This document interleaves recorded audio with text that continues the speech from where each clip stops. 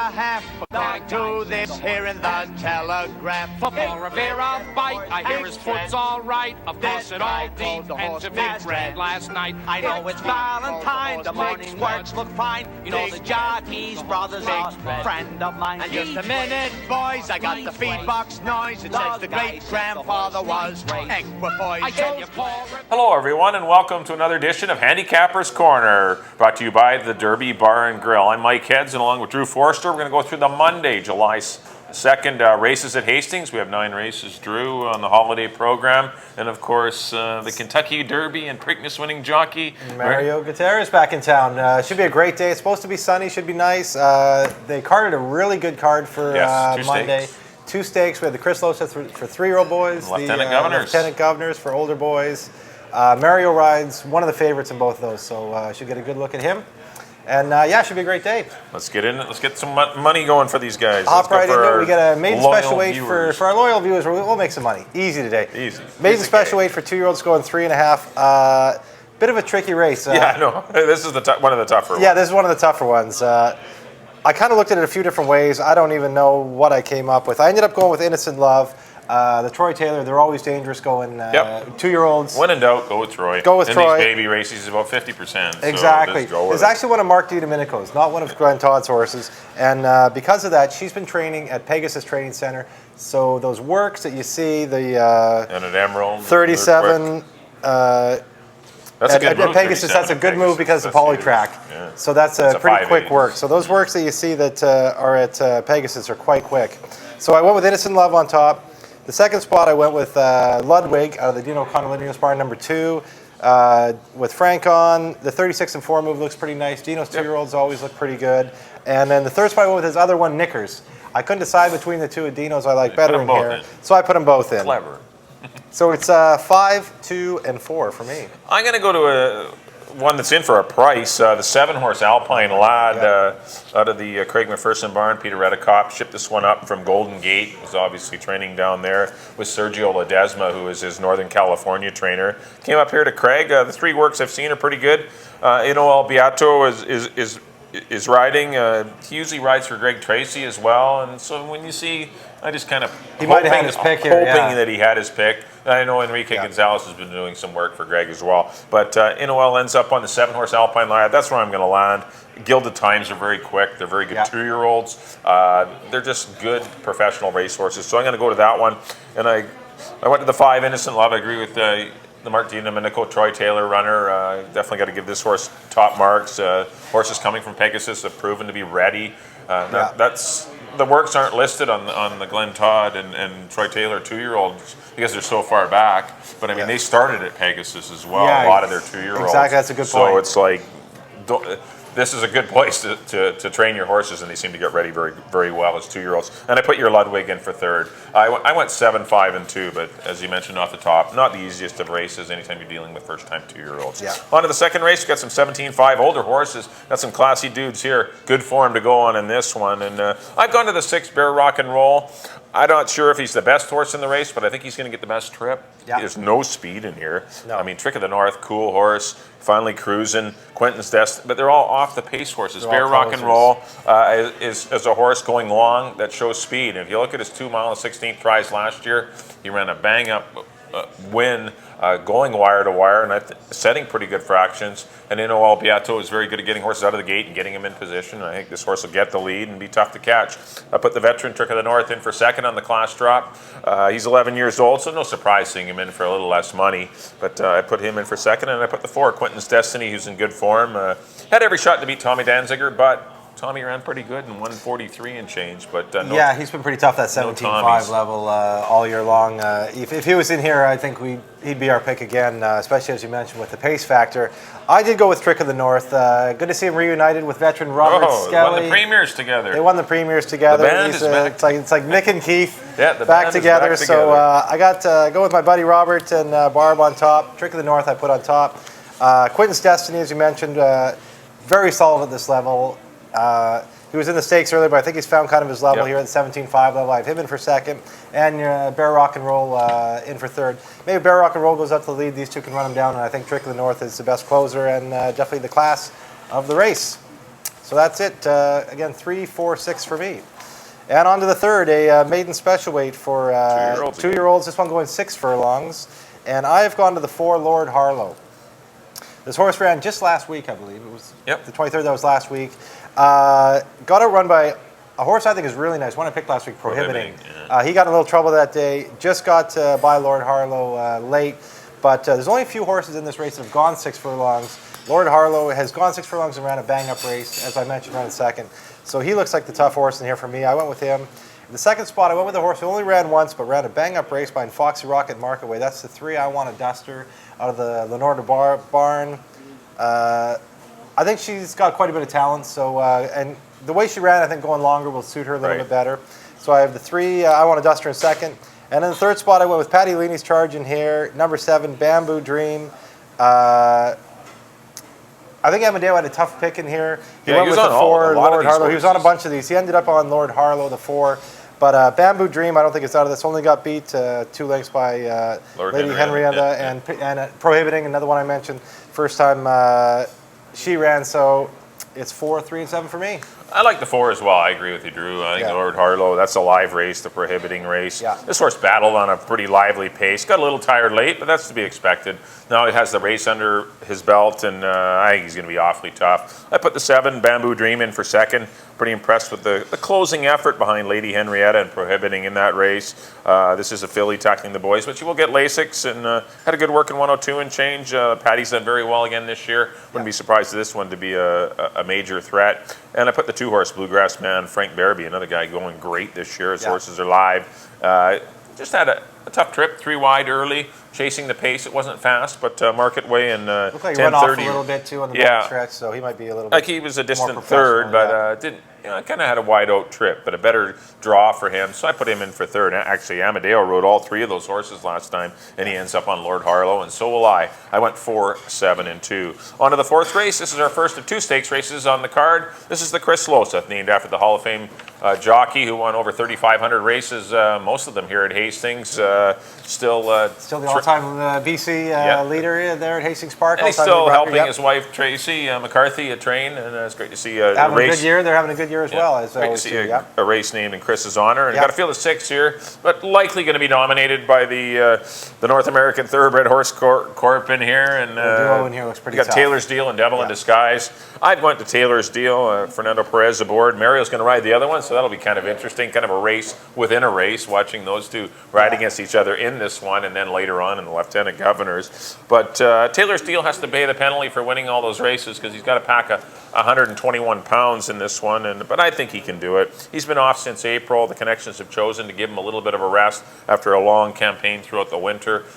So it looks like by his works, they were justified doing that, and he's going to pay them off with some big races. I like Taylor's Deal to defeat Devil in Disguise, and I put the 1 Wildcat, the very sharp Wildcat out of the John Snow Barn, in for third. But I'm going to take Taylor's Deal. I'm not going to get much of a price on him, but I think he's the one. I'm right there with you, except I put Devil in Disguise on top just because he's been running.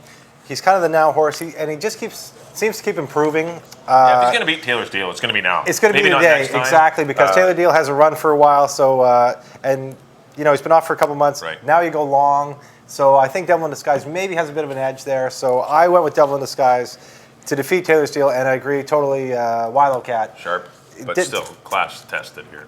Definitely class tested, but I think the best of the rest. So it's 5-4-1 for me, 4-5-1 for you. So that's the way we see it. Probably not that exact, or I can't imagine it's going to pay a whole lot. But I gotta see it's going to be in the 6 range, maybe 7. Maybe not that high. Maybe less. On to the 5th, big Numbers of the field. Year. Yeah, a bunch in here. Numbers of the Year for 3,000. This is a race that, depending on how Dynastrol runs, I think the whole race hinges on Dynastrol. Of course. After Dynastrol, it looks like he could go with a few, but Dynastrol taking a huge drop.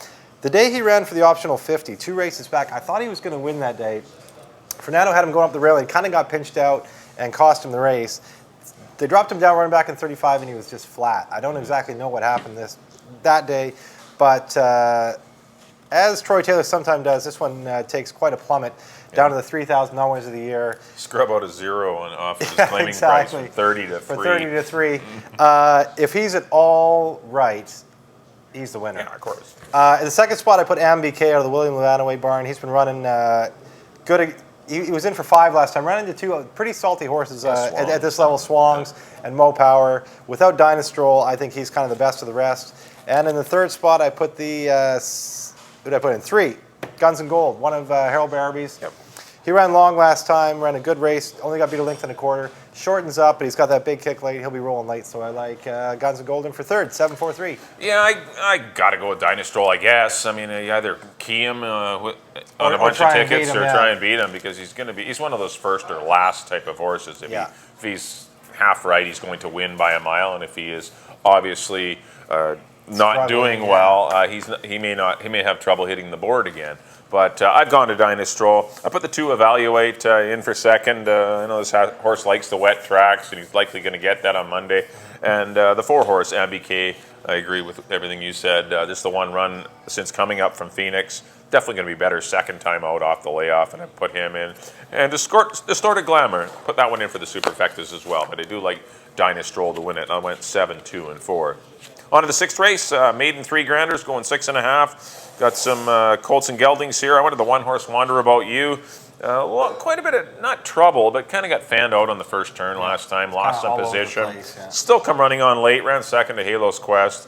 Fernando Perez picks up the mount today and gets the rail. I think things will go. It'll be a lot better trip for Wander About You, and that's all this guy needs, I think, to win the money. So I'm going to put him in the win column. I'm going to put the 4 Excess Dividend in for second. A good runner-up effort to Finally Proud, but I think if Wander About You and Excess Dividend both run their A races, I think the 1's the best horse still. So I'm going to go 1-4, and I put the 7 horse Oscar Knight in for third on the slight class drop. He's been running against some pretty tough horses. Even that last 5 grander he was in, Blood and Diamond, that was an unlucky one to hook into on the pace as well. So I went 1, 4, and 7.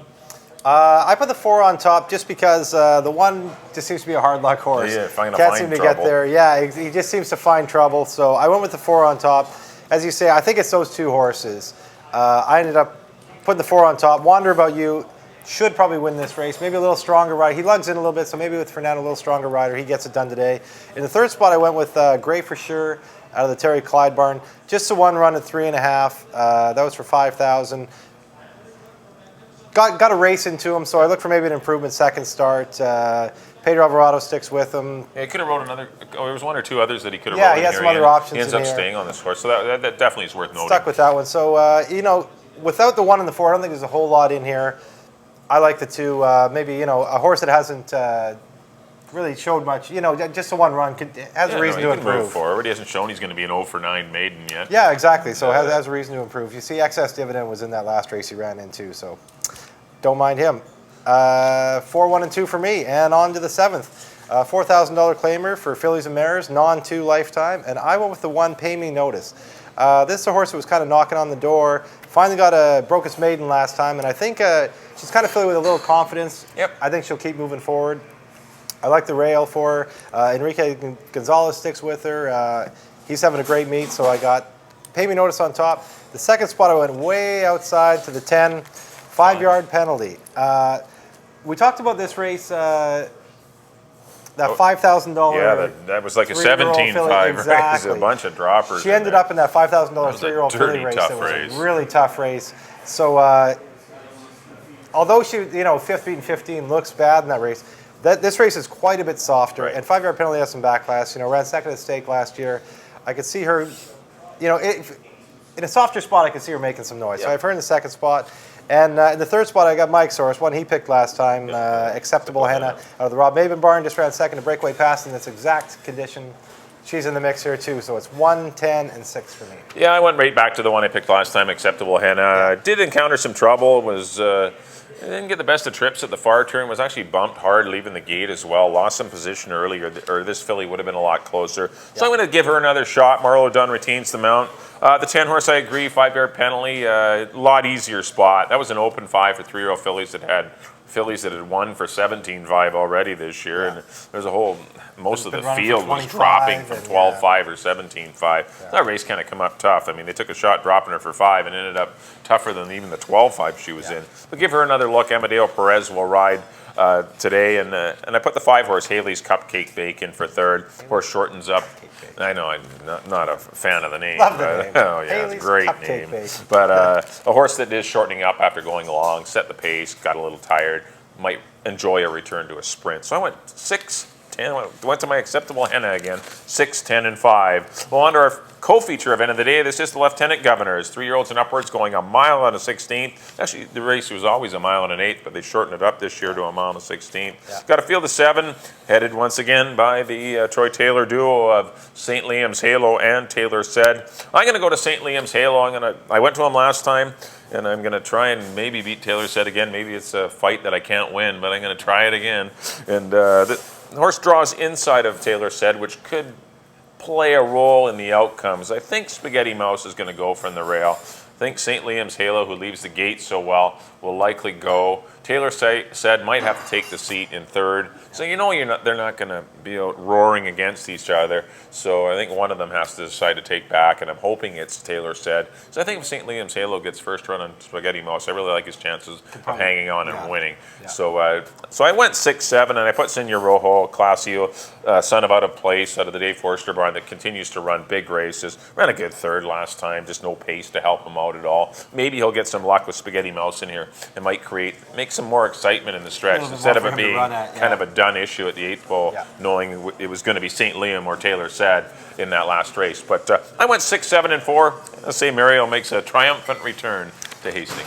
Yeah, and Mario knows this horse well, did all the good on him before, so that might be in OLB Auto is a very good rider. Didn't really know the horse last time. Mario knows this horse like gloves. It's tough to just jump on horses. Yeah, exactly. He is a bit of a finicky guy, so it might suit him a little better with Mario back aboard. But I went with Taylor Said.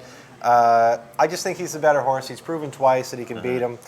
Not sure, like you say, even if he sits in behind those two, in the race 2 back, the move he showed around the turn was a really good turn of foot.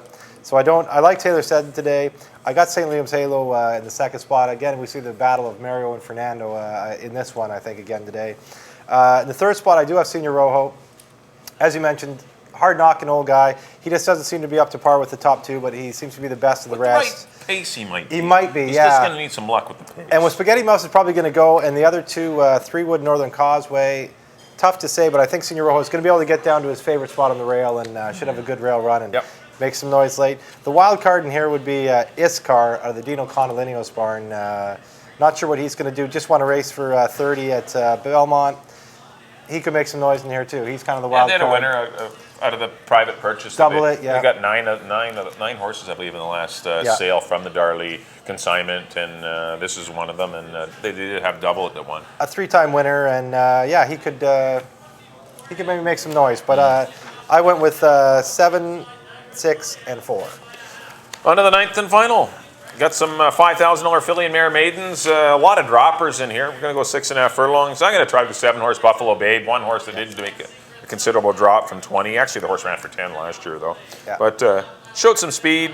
Obviously, Cleary's Bee and Mazel Secret were much too good for her, but I think she'll appreciate the easier company. Same for the 3, Reveling, who's also coming out of the same race. Goes without blinkers. Blinkers off, Reveling, and that might be equipment change that may help. And I put the 9, Victor's Miss, who goes on the Lasix program, in for third. Horse that kind of knocking at the door, going to break through one of these days. Maybe Lasix will be the needed adjustment for her. But 7, 3, 9 in a race I really didn't love, but Buffalo Babe for me. I went with the 5, Sister Ellen here. This is a hard luck horse. She's another one, just keeps seeming to find trouble. But last time, I think she was sitting on a big race last time, ended up clipping heels. Rider came off, so just throw that one out. But I think Sister Ellen's sitting on a big race. Fernando Perez takes over, so I like Sister Ellen here. I do have Buffalo Babe in for second, as you mentioned, a big dropper. The 2 big droppers were Buffalo Babe and Reveling. Buffalo Babe, I think, is the better of the 2, so I have her in for second. This is her first race of the year, and she's going to improve, I think. Yeah, exactly. With a race under her belt, she moves forward. And Reveling, the other big dropper I have in third spot. So it's 5, 7, and 3 for me. And that does it for the our analysis of the Holiday Monday card, Mario Day. Mario Day at Hastings, so it should be a fun afternoon. Please do come on out. First race at 1:50, 9 races on tap. Up next, we're going to have a recap of our selections. Well, my slate didn't quite make it in, so I'm going to verbally do it for you. That's right. Mike's slate didn't make it in because he was up at Princeton helping out Princeton Race Days. Great event up there, and we thank Mike for going up there to help out with it. Yeah, it was a fun day. 30 degrees up there, and congratulations to Tyler Walker, Jim Brown, June Dunte, who owns a Lasting Peace, who won the Similkameen Cup. It was a great day. About 1,500 people up there in Princeton. It's always a lot of fun, and a lot of locals. Alan May was there, Danny Williams, a lot of old faces, Joe Heckford, a lot of old faces from days gone by were up in Princeton, so it was a lot of fun. But here's a quick recap of my selections for the Monday program. In the first race, I went to the 7-horse Alpine Lad. I went 7, 5, and 2. In the second race, I went to the 6 Bear Rock and Roll, 6, 3, 4. In the third race, I went to the 4 Lord Harlow. I went 4, 7, and 2. In the fourth race, the first of 2 stakes races on the day, I went to Taylor's Deal. That's the 4-horse. I went 4, 5, and 1. In the fifth race, I went to the class-dropping number 7 Dynastrol. I went 7, 2, and 4. In the sixth race, I went to the 1 Wonder About You. Hopefully today's the day for him. I went 1, 4, and 7. In the seventh race, I went to the 6 Acceptable Henna. 6, 10, and 5. And in the 8th race, the Lieutenant Governors, I'm going to try and get the 6 St. Liam's Halo in the winner's circle. I went 6, 7, and 4. And in the finale, the 9th race, I went to the 7 Buffalo Babe. I went 7, 3, 9. And now we should have my picks. Yes, here they go. There we go. They are the Drew picks. First race, I went to the 5 Innocent Love over the 2 and 4. The second race, I went with the old campaigner, number 3 Trick of the North over the 4 and 6. In the third race, I went with number 4 Lord Harlow over the 3 and 7. The fourth race, I went with Mario, number 5 Devil in Disguise over the 4 and 1. The fifth race, I went to the dropping number 7 Dynastrol over the 4 and 3. In the sixth race, I'll try and get the favorite beat. I went with the 4 XS Dividend over the 1 and 2. Seventh race, looking for a repeat winner, number 1 Pay Me Notice over the 10 and 6. In the 8th race, I went with number 7 Taylor Said over the 6 and 4. And in the nightcap, I went with number 5 out of the Rob Van Overshot Barn, Sisterelle over the 7 and 3. Well, that'll do it for this edition of Handicappers Corner right here at the Derby Bar and Grill. Please do come on down. We'll always have good specials, great food here. The horse racing is always on. Come on down to 176 and 0 Avenue right at the Pacific Border Crossing. Come on down to the Derby Bar and Grill, and you're always guaranteed to have a good time. Hopefully we get you some winners today.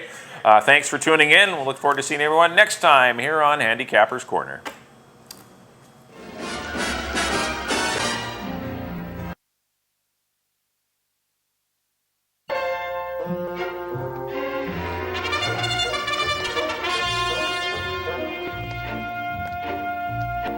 I got the horse right here. The name